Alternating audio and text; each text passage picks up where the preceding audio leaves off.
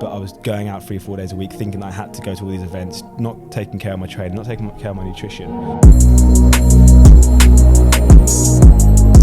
Right, but the people that I have met, if they're in shape and they're in business, it's just that their structure, their routine, their mindset, their discipline is a little bit more aligned than someone who's in business but is overweight and a little bit sloppy. I have to do shit in a day that doesn't necessarily earn me money there and then. Hey everyone, welcome back to my channel. So I'd like to say thank you to today's podcast sponsor, which is Casita Properties, the UK leading property company when it comes to off-market discrete buy-to-let sales.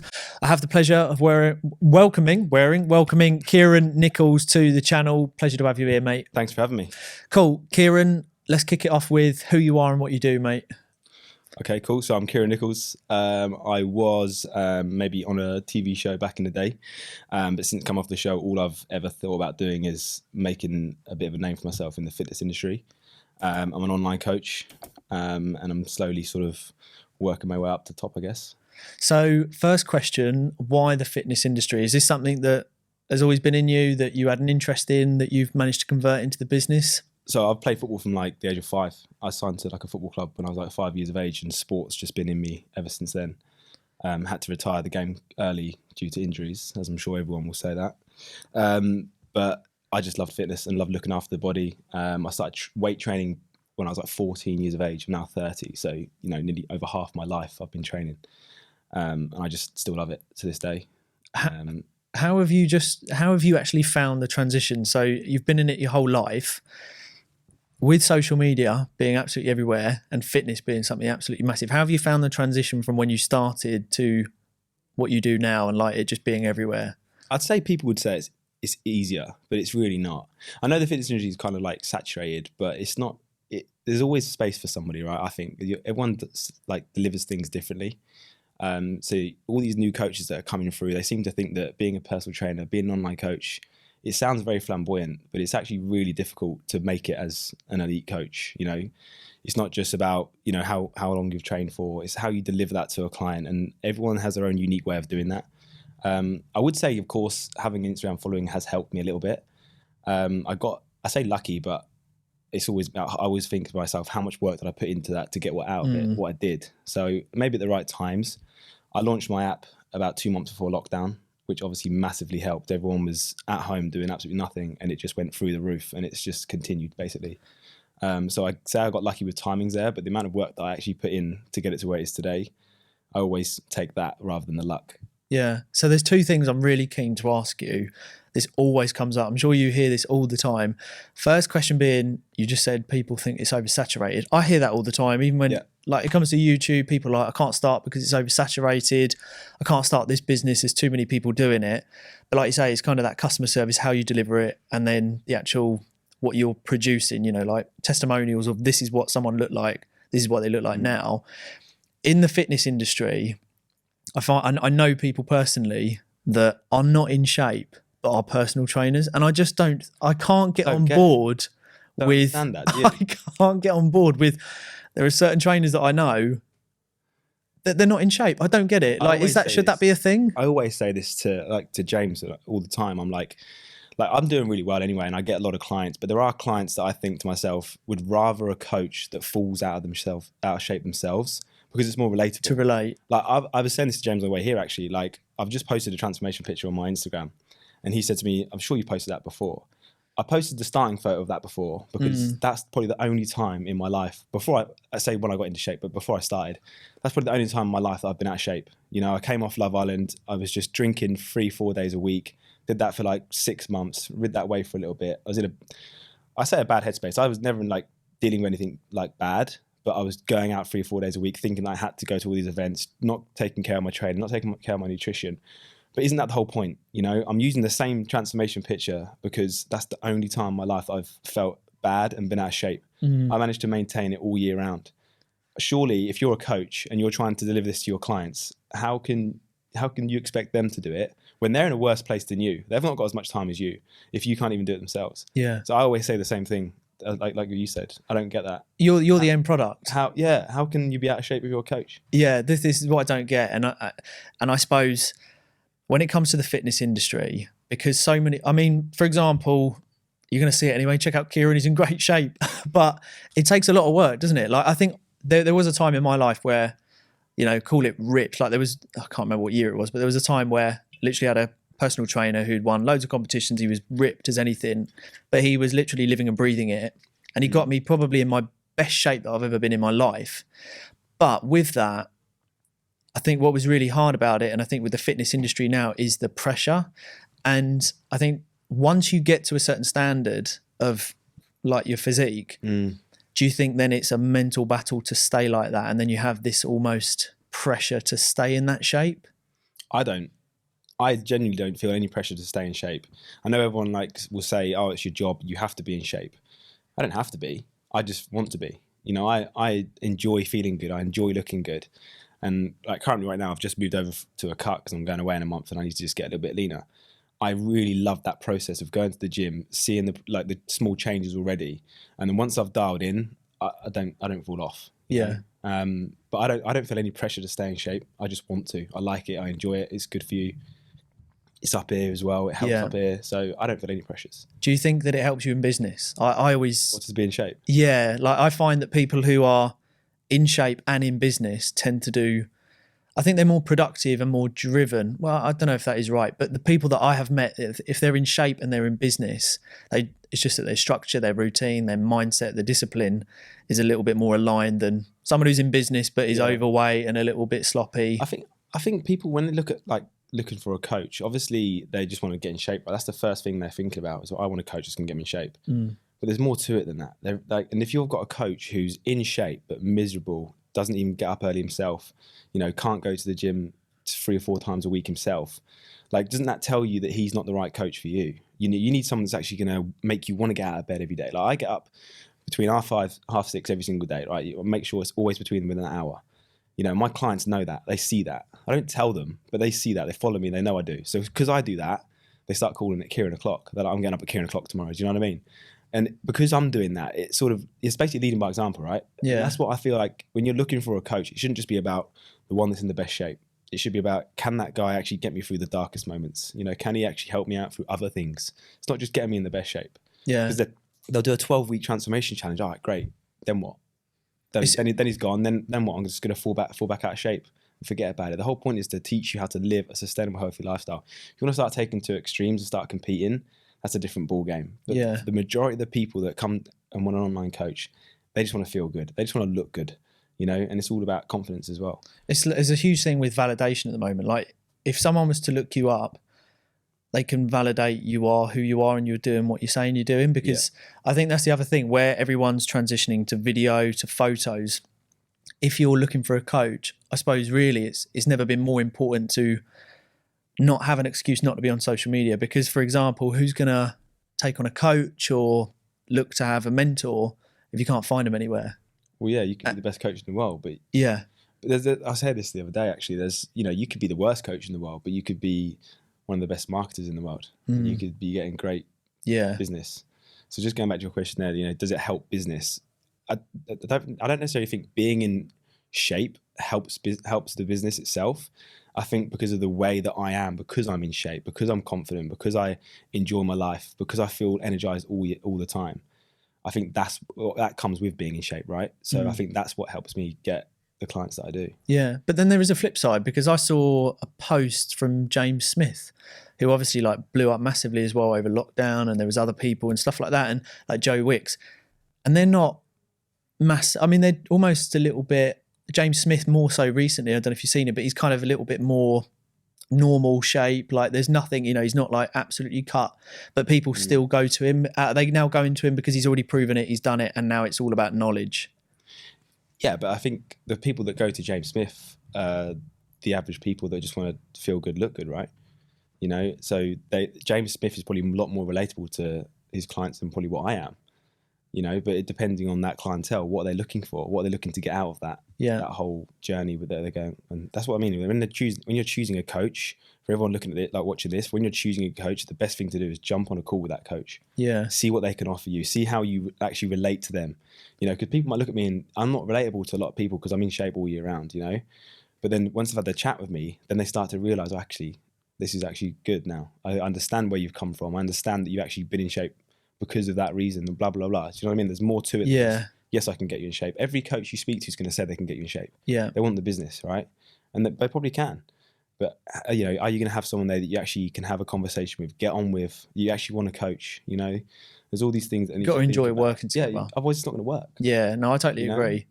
Marketing, how big's that been for you? Obviously, Blue Tick Verified, got a great following, but how important, like for people watching this thinking, I want to get involved, I want to, launch my brand, I really want to get out there, but there is a lot of work that's done behind closed doors. What kind of top tips have you got for people where, when it comes to social marketing, I suppose, and getting in front of a camera, because a lot of people don't like to get their face in front of it, or when you start out it's a little bit like, I don't want to put myself out there, but how important is that right now? If you're going to start a business, you literally need to take over social media. You do, but I don't just rely on Instagram to get clients. Like, it's, I've got free ebooks that I give out, and then they're on the email list. I think emails are massive. Yeah, I think you need to get that down to a T. If you're going to want to be a PT, giving free ebooks out, which it gives a lot of free value, and then after that they're getting emails for the next 7 days, for other free value. 9 times out of 10, if they don't sign up, then they're going to sign up at some point throughout the year. The emails for me are like one of the biggest things that's massively helped promote my business. I don't just rely on an Instagram story. Back in the day, when, especially in lockdown, when everyone's on their phones during the day, when they can't now because they're back at work, I could do a story and go, okay, cool, I'm running a sale today only, join now. I could get over 100 people in a day. That doesn't work anymore. It doesn't work as easy. And that's what people seem to think from an outside looking in. It's all right, he's got 150K, you can just get a follower, get loads of signups like that.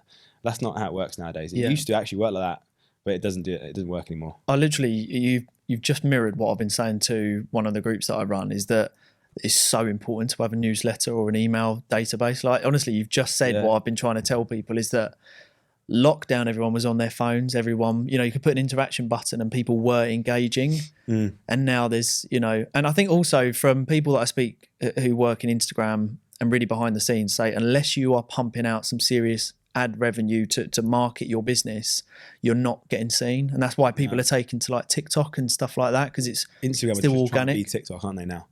Yeah, they are. All the new updates, they're saying that they're going to literally it's a video platform now. Yeah. Yeah. Unless you've got over 1 million followers and you're going to get likes anyway. Yeah. But yeah, it's a video platform nowadays. But I think, like what you said a minute ago about, being in front of the camera, if you don't like being in front of the camera and creating content, and you want to say, if you're a coach and you want to get clients, jump on a call, jump on a Zoom, and it's like anything in life. I think if you feel out of your comfort zone doing something, do it. Because you don't know what you're going to get from that. You know, there's things that I've done over the last 2 years that I never really not enjoyed. I didn't think I'd be good at, or I didn't necessarily want to do it. Ended up doing it, and now I love doing it. Yeah. When I looked at flipping old videos that I used to film on my stories 2 years ago, and I think, what did I sound like? Yeah. But like now, it's just like second nature. You know? If I don't wake up every day and I'm not done a story, I don't think I've done my work. It comes down to like, if people don't know you, how can they work with you? Like it doesn't like, if they don't hear about you, they don't see you, you might as well be, I always say you might as well be under a rock. Like, so it is about getting yourself out there. How have you, I always like to sort of cut into, the hurdles that people come across in business, like whatever, you're in the fitness industry. What have you come up against where, like you have those days where you wake up and you think, I cannot be arsed, like I'm so done with this. And you almost question what you're doing. Like, do you ever get days like that? Do you ever get days where you just struggle? And then how do you get over days like that?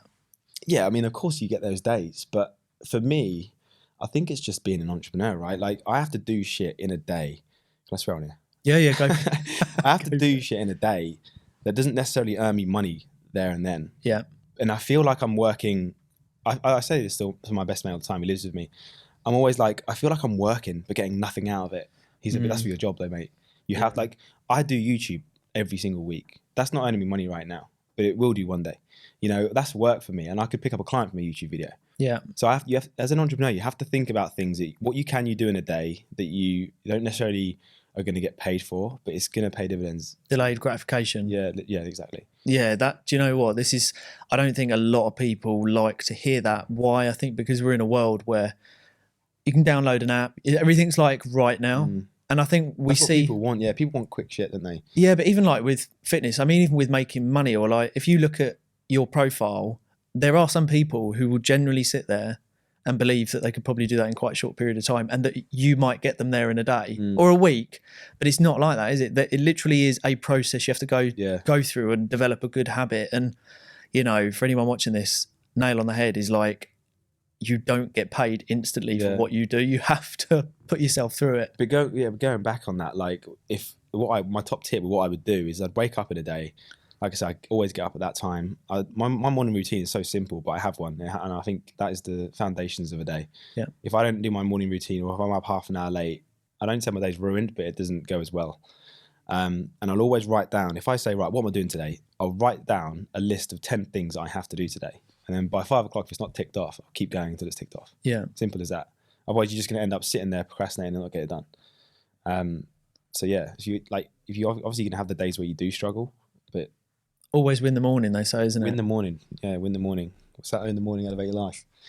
He hates that saying. Yeah, but it is true though. I mean, I think for most entrepreneurs, you learn to understand your peak performance time. I think you know when you're at your best, and then you really need to capitalize on that. And I think, I don't know what your take on this is, but when I wake up in the morning, I go to the gym, I get tasks done on the treadmill, you know, just things that I can smash out there and then, because I always look for my like income generating tasks first, because I think some people, when they start their entrepreneurial journey and they do things that are a little bit backwards. Yeah. You know, they don't do what's going to generate them money first, and they do sort of all the social media stuff. Whereas I think that should be a little bit later in the day. So kind of like, what's your structure in the morning? Is it kind of like, what's the money earner right now?